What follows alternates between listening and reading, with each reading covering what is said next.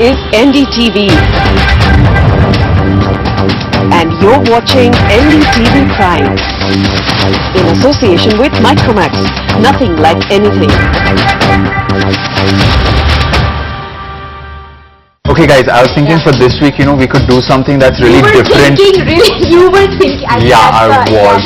Yeah. Why you guys even argue about this? It's about artist What do you guys space. argue tomorrow? Oh my god. You think your stories are better than mine? They're better, of course they are. Your stories, I don't argue. Okay, guys, time to stop arguing. Let's put our work into action and get the best stories out there for the show today. Challenge accepted? Challenge accepted. Yeah, but why do you talk like a textbook? Let's go.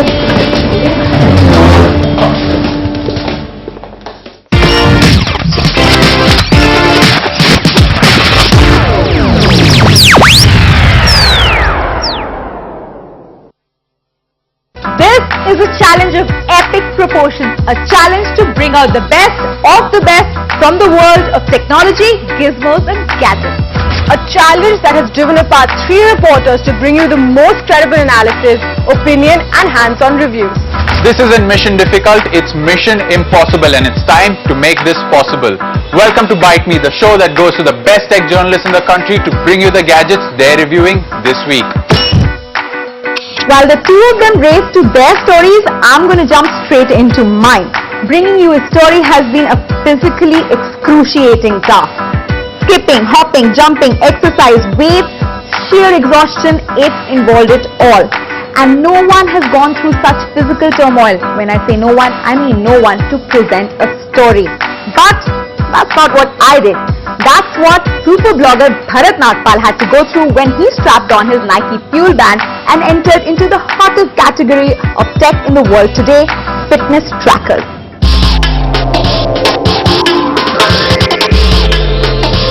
My name is Bharat Nagpal. I am the founding editor of iGyan.in.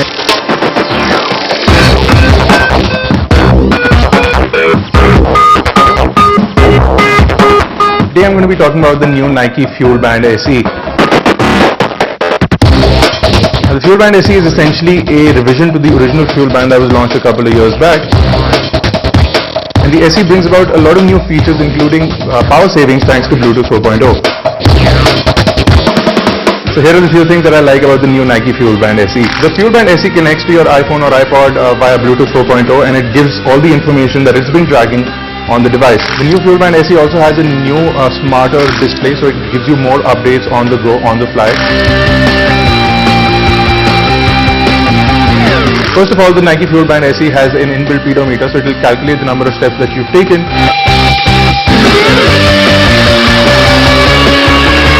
The Fuel Band SE also has a calorie counter, so no matter how much you exercise, you'll get a calorie count at the end of the day. It will also remind you whether or not you've been active. Even if you've not been active, it will give you a small update telling you to go out for a run or a jog.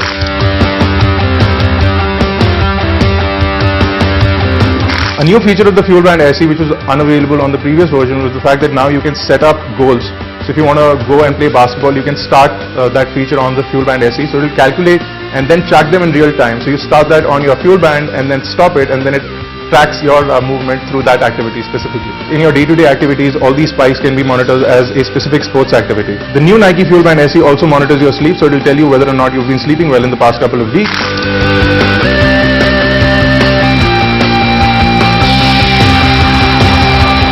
One of the coolest things that the Fuel Band SE also does is tracks you on your social networks, so you can compete with your friends on a day-to-day basis. You can challenge them to activities including running and jogging, etc. The price of the Fuel Band SE is about $150, but special editions including the silver and the gold edition cost considerably extra.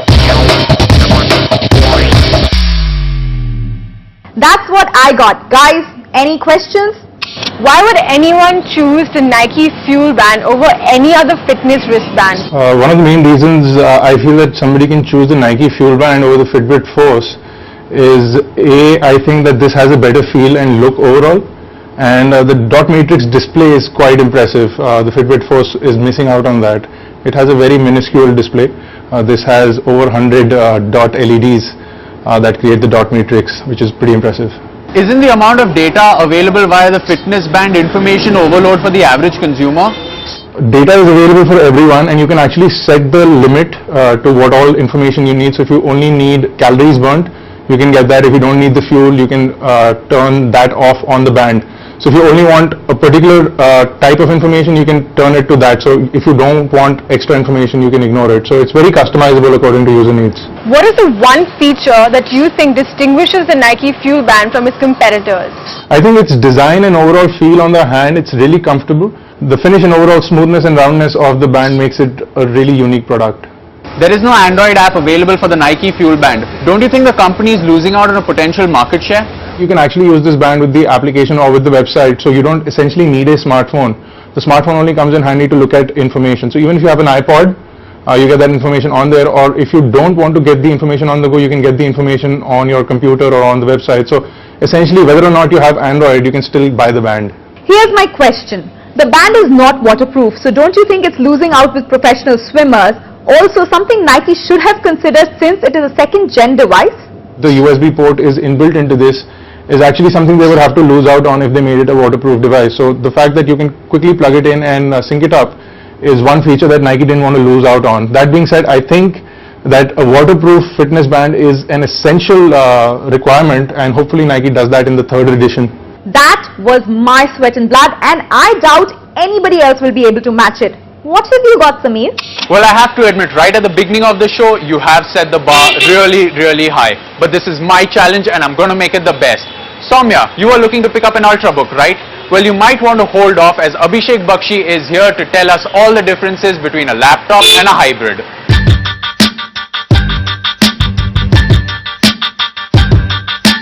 Hi, this is Abhishek Bakshi. I'm a technology columnist and a digital consultant. Today we will talk about laptops versus convertibles.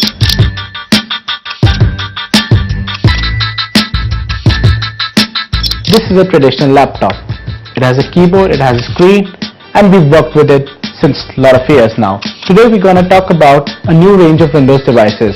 They're called convertibles or hybrids by many. Now, how different are they from laptops, the traditional laptops that we've literally grown up with? Let's see.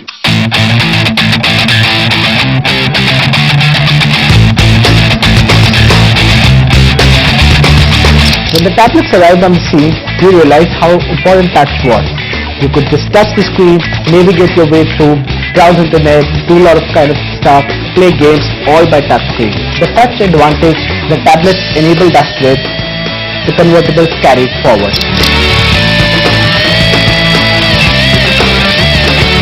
It was a new dimension of interfacing with your computing devices, but that was missing in laptops. Convertibles solve that problem. Now, what to take care of when you're buying a laptop or a convertible these days? While convertibles are great devices to own right now, they are slightly expensive, or maybe a little more than slightly expensive than laptops. You can find a good laptop from over 25,000. But for a convertible, you really have to stretch your limits and go over 65,000 to over a lakh right now in the market. Also, make sure that it's a convertible that you really need. If you use a tablet as a secondary device anyway, maybe all you need is a touchscreen laptop rather than a convertible. If you really want a lot of form factors or different positions to work with your device, then convertible is the need, and also something that you would want to spend on. While these are called convertibles, they really have to come in between a tablet and a traditional laptop. So portability is an important factor.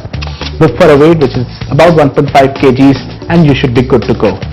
Also, battery life. The tablets succeeded because they had a great battery life. Traditional laptops had 2-3 hours maximum, and some business machines of course greater, but you really had a problem when you are out and about. Convertibles really extend the battery life. Make sure you look out for that when you're buying one. You might want to also check out how these devices flip. The Sony one slides like this, then there's this Dell one which is a different lid altogether. You just flip the lid and it's a convertible. So just try it out and see what's comfortable for you. But there's also another type of device. Some prefer to call it a hybrid. Call them a different type of convertible if you will. These are essentially two devices in one. So there's a tablet, you can use it, a tablet in isolation, carry it on your travels. But when you come back home, you can attach keyboard or dock into a desktop set and use them as a laptop, as a traditional laptop with your keyboard and your touch screen. Some people call them a different device altogether, but essentially they are just one of the branches of convertible.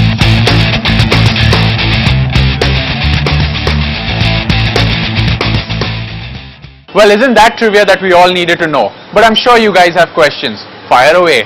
Just like tablets are treading over the smartphone and the tablet territory, do you think the hybrids are treading over the slim notebook territory? Absolutely. The only difference right now is the price, and once that closes down, convertibles are all people would aspire for rather than slim ultrabooks as they called it.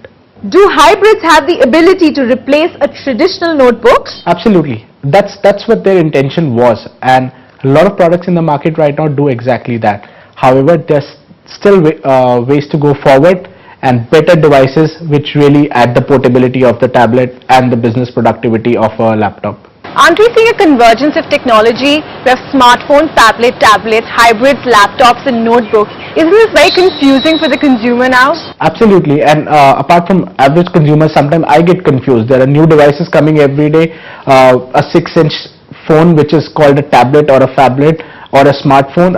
These lines are literally blurred now, and for a consumer I can only recommend that they look at the need that the device serves for them and the requirement of course that they have, rather than going into the marketing speak. That's it. I think I've won the challenge fair and square. None of you can beat this. I think it's time to wrap up the show now.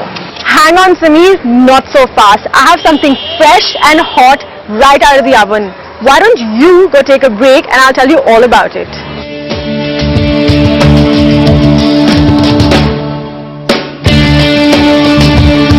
Let's take a look at some of the hardware features and the software features of the new Oppo Find 7.